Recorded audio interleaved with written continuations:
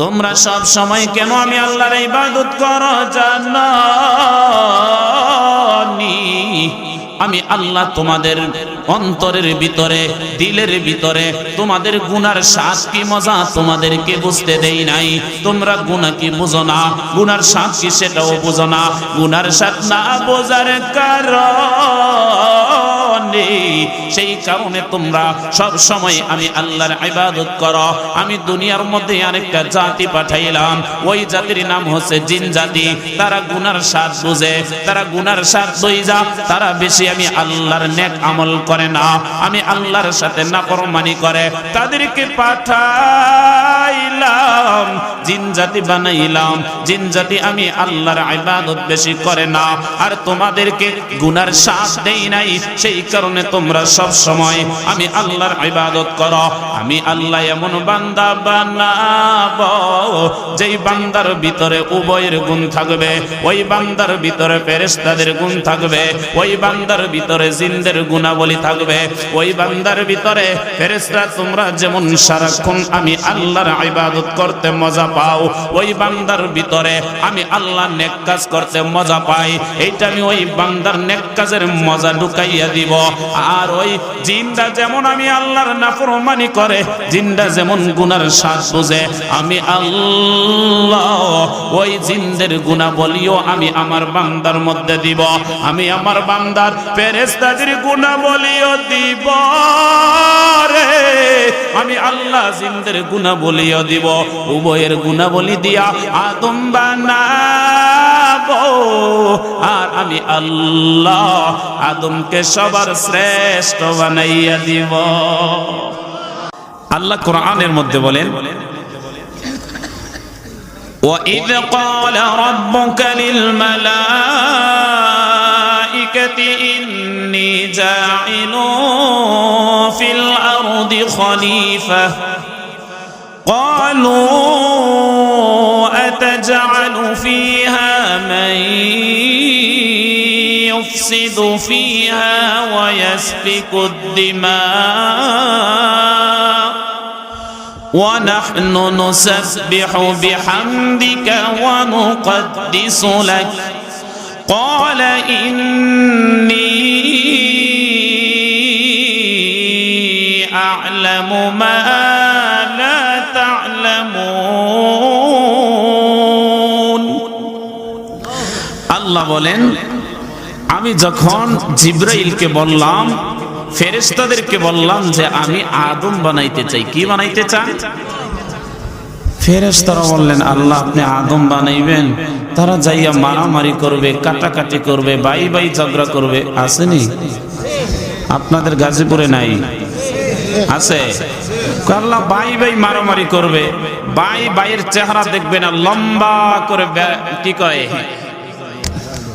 Boundary দিয়া, ওয়াল দিয়া, by বাইয়ের চেহারা। তুমি কেন আমি আল্লাহর ইবাদত করো? তোমরা সব সময় কেন আমি আল্লাহর ইবাদত করো জানো নি? আমি আল্লাহ তোমাদের অন্তরের ভিতরে, দিলের ভিতরে তোমাদের গুনার স্বাদ কি মজা তোমাদেরকে বুঝতে দেই নাই। তোমরা গুনাহ কি বুঝো না, গুনার স্বাদ কি সেটাও বুঝো না। গুনার স্বাদ না বোঝার কারণে, সেই কারণে তোমরা সব সময় আমি আল্লাহর ইবাদত করো। আমি দুনিয়ার মধ্যে আরেকটা জাতি পাঠাইলাম, ওই জাতির নাম হচ্ছে জিন জাতি। তারা গুনার স্বাদ বুঝে, তারা গুনার স্বাদ বুঝা তারা বেশি আমি আল্লাহর নেক আমল করে না, আমি আল্লাহর সাথে নাফরমানি করে।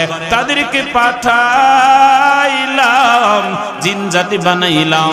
জিন জাতি আমি আল্লাহর ইবাদত বেশি করে না, আর তোমাদেরকে গুনার স্বাদ দেই নাই। সেই কারণে তোমরা সব সময় আমি আল্লাহর ইবাদত করো। আমি আল্লাহ এমন বান্দা বানাবো যেই বান্দার ভিতরে উভয়ের গুণ থাকবে। ওই বান্দার ভিতরে ফেরেশতাদের গুণ থাকবে, ওই বান্দার ভিতরে জিনদের গুণাবলী থাকবে। ওই বান্দার ভিতরে ফেরেশতা তোমরা যেমন সারাক্ষণ আমি আল্লাহর ইবাদত করতে মজা পাও, ওই বান্দার ভিতরে আমি আল্লাহ নেক কাজ করতে মজা পাই। এইটা আমি ওই বান্দার নেক কাজের মজা ঢুকাইয়া দিব। আর ওই জিনটা যেমন আমি আল্লাহর নাফরমানি করে, জিনটা যেমন গুনার স্বাদ বুঝে, আমি আল্লাহ ওই জিনদের গুণাবলীও আমি আমার বান্দার মধ্যে দিব। আমি আমার বান্দার ফেরেশতাদের গুণাবলীও দিব রে, আমি আল্লাহ জিনদের গুণাবলীও দিব। উভয়ের গুণাবলী দিয়া আদম বানাবো, আর আমি আল্লাহ আদমকে সবার শ্রেষ্ঠ বানাইয়া দিব। আমরা সবার শ্রেষ্ঠ, আমরা কি চিল্লাইয়া বলেন না, আমরা কি সবার? আল্লাহ বলে আদম বানাবো। হ্যাঁ ফেরেশতারা তোমরা যা জানো, আমি আল্লাহ যা জানি তোমরা তা জানো না, আদম বানাবো। এখন জিবরাইল আলাইহিস সালাতু ওয়াস সালামকে বলে মাটি নিয়ে আসো, যেই তামাম দুনিয়ার মাটির সংমিশ্রণ যেখানে পাওয়া যায় নিয়ে আসো। জিবরাইল আলাইহিস সালাতু ওয়াস সালাম মাটি নেবার জন্য আসলেন। যখন মাটি নেবার জন্য হাত বাড়াইলেন, মাটির কান্না শুরু হয়ে গেল। মাটি হাউ মাউ করে কান্না করে। মাটির কান্না দেখিয়া জিবরাইল আলাইহিস সালাতু ওয়াস সালাম মাটি নিতে পারেন নাই, আল্লাহর কাছে চইলা গেছে, আল্লাহ গো মাটির কান্না আমি সহ্য করতে পারি নাই, সেই কারণে আমি মাটি নিয়ে আসি নাই। আল্লাহ তাআলা এখন ইসরাফিল আলাইহিস সালাতু ওয়াস সালামকে পাঠাইলেন, একই অবস্থা। মিকাইল আলাইহিস সালাতু ওয়াস সালামকে পাঠাইলেন, একই অবস্থা। এখন আজরাইল আলাইহিস সালাতু ওয়াস সালামকে পাঠাইলেন। আজরাইল আলাইহিস সালাতু ওয়াস সালাম যখন মাটি নিবে, মাটির কান্না দেখা আজরাইল আলাইহিস সালাতু ওয়াস সালাম বলে, মাটি রে তোর কান্না দেখা আমারও বড় মায়া,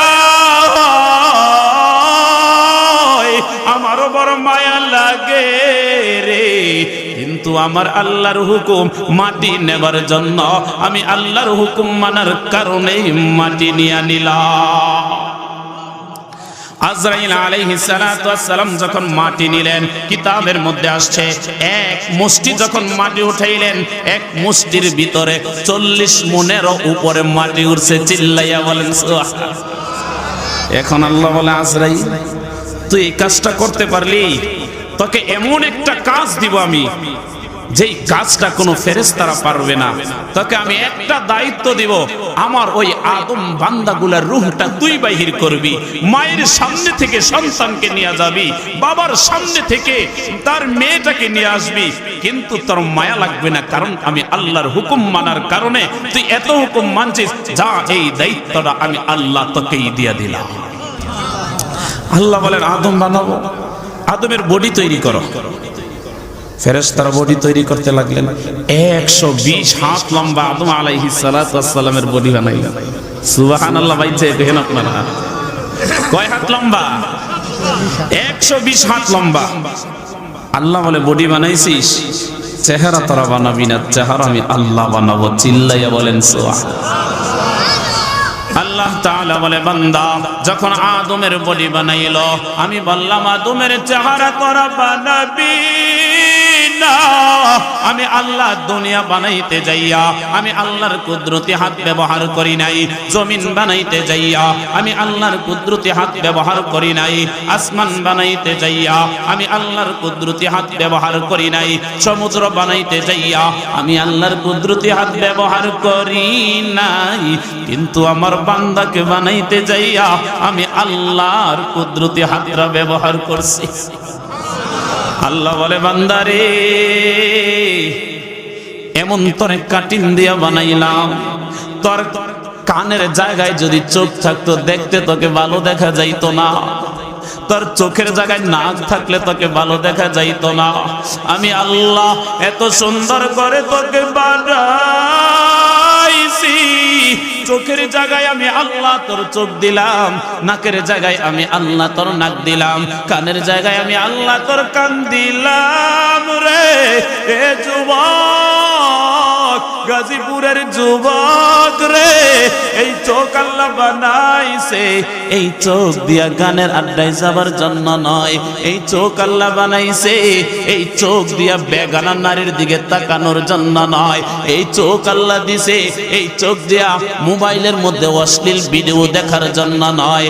আল্লাহ বলে এই চোখ বান্দা বানাইছি এই চোখ দিয়ে আমি আল্লাহর নিয়ামত গুলা দেখবা, এই চোখ দিয়া মসজিদে আইসা আমি আল্লাহকে সেজদা দিবা, এই চোখ দিয়া আমি আল্লাহর কোরআন তেলাওয়াত করবি রে।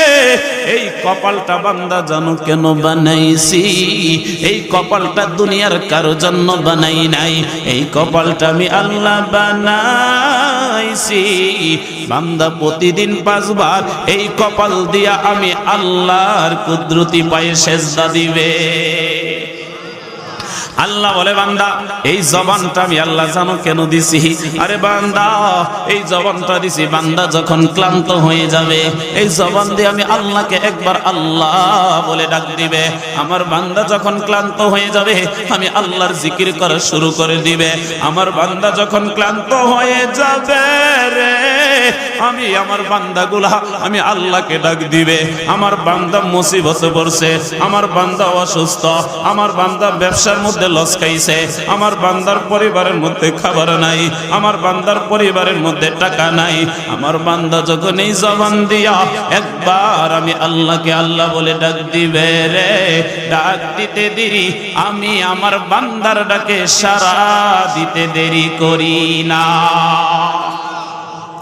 আল্লাহ বলে আদম বানাইলাম, আদম বানানোর পরে আদম আলাইহিস সালাতু ওয়াস সালাম সর্বপ্রথমই আল্লাহকে সিজদা দিছে। কি দিছে?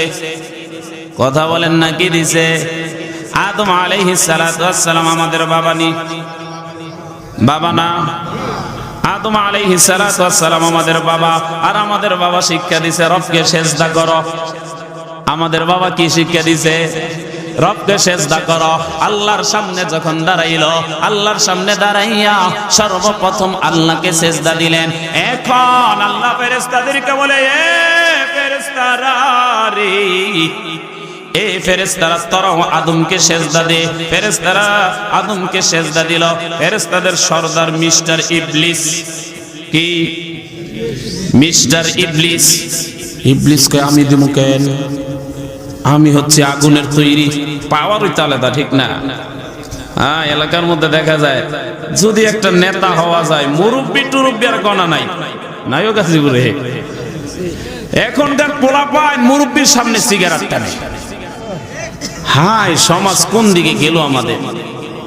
কই যখন নেতা একটা পদ পাইয়া যায় বাপি বলে না মুরব্বি কে বাপ আসেন এরকম। ওই ইবলিস বলে আমি আগুনের তৈরি, আমি কেন আদমকে আমি সেজদা দেব? দিমু না। আল্লাহ বলে দে, দিমু না। আল্লাহ বলে দে, দিমু না। আল্লাহ বলে তুই আমার হুকুম অমান্য করার কারণে আমি আল্লাহ তোকে জাহান্নামী বানাইয়া দিলাম। আমরা কত হুকুম অমান্য করি হিসাব আসেনি? কথা কয় না? আমরা যে হুকুম অমান্য করি হিসাব আসেনি, কিন্তু আমাদেরকে আল্লাহ কেন বলে না তোরা জাহান্নামী? কারণ এমন নবীর উম্মত হইছ রে ভাই, ওমা আরসালনাকা ইল্লা রাহমাতাল লিল আলামিন।